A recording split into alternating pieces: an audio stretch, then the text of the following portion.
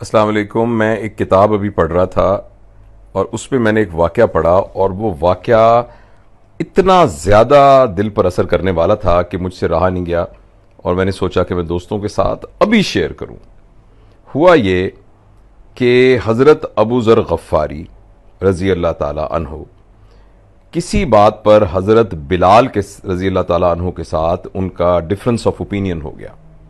تو اس میں حضرت بلال نے اپنی رائے دی اور بڑے ان کو کہا کہ یہ ایسے بات ہے اور یہ صحیح بات ہے.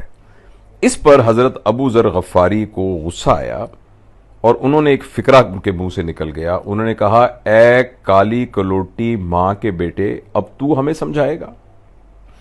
اس طرح کی فریزز جو ہیں وہ عربی زبان میں اس طرح بولی جاتی ہیں.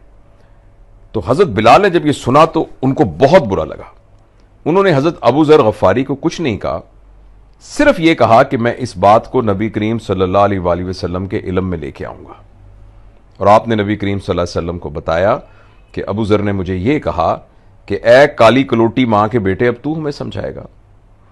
نبی کریم صلی اللہ علیہ وسلم سے جب حضرت ابو ذر کی ملاقات ہوئی تو نبی کریم صلی اللہ علیہ وسلم نے یہ فرمایا، جس کا مفہوم تھا کہ اے ابو ذر، ابھی بھی تیری جہالت نہیں گئی، تیری جہالت ابھی بھی ختم نہیں ہوئی. نبی کریم صلی اللہ علیہ وسلم کے منہ سے صرف اتنا سننا تھا کہ حضرت ابو ذر غفاری رونا شروع ہو گئے اور وہ مسجد سے باہر نکلے اور وہاں زمین پہ کچھ گیلی مٹی تھی، وہ انہوں نے مٹی اپنے روتے روتے منہ پر ڈال لی اور وہ باہر بیٹھ گئے اور انتظار کرتے رہے کہ جب حضرت بلال وہاں سے اٹھ کے آئیں گے.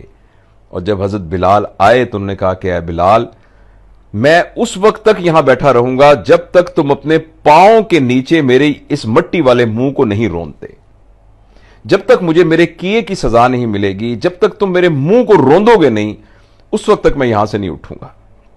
حضرت بلال آگے بڑھے. آپ نے اسی حالت میں حضرت ابو ذر کے چہرے کا بوسہ لیا اور ایک بہت تاریخی فکرہ کہا.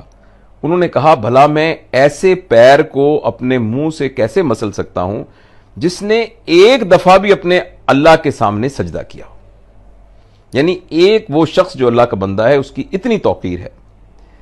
تو میں یہ شیئر کرنا چاہتا تھا کہ یہ ہیں ہمارے اسلاف اور یہ ہیں ہمارے بڑے، اور یہ ہے اخلاقیات کا معیار، اور یہ ہے معذرت کرنے کا معیار اور معافی مانگنے کا معیار اور معاف کر دینے کا ظرف.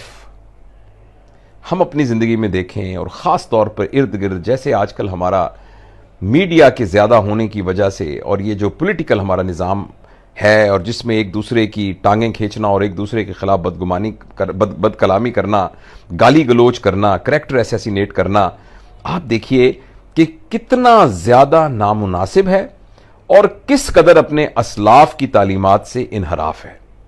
تو یہ میں نے واقعہ پڑھا تو میرا دل چاہا کہ میں تمام دوستوں کو یہ ریکویسٹ کروں کہ ہم بھی اپنا دل بڑا کریں. ہم بھی ایک تو گفتگو کرتے وقت احتیاط کریں، ہم وہی ہیں جو کچھ ہم منہ سے نکالتے ہیں، تو ایک تو اس بارے میں بڑا احتیاط کریں. ایسا فکرہ جو کسی کا دل توڑ سکتا ہے، وہی بات جو آپ کہنا چاہتے ہیں بغیر دل توڑے بھی یہ بات اس تک پہنچائی جا سکتی ہے. اور دوسری بات یہ ہے کہ ہمارے اندر معافی مانگنے کا حوصلہ ہونا چاہیے اور ہمارے اندر معاف کر دینے کا حوصلہ ہونا چاہیے. ہم سمجھتے ہیں کہ ہم لوگوں کو میرٹ پر ٹریٹ کریں گے، ہمیں لوگوں کے ساتھ رحم کے ساتھ ٹریٹ کرنا پڑے گا.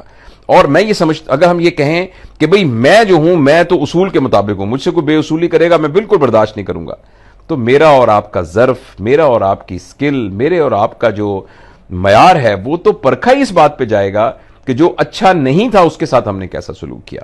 تو یہ بات میں آپ کے ساتھ شیئر کرنا چاہتا تھا.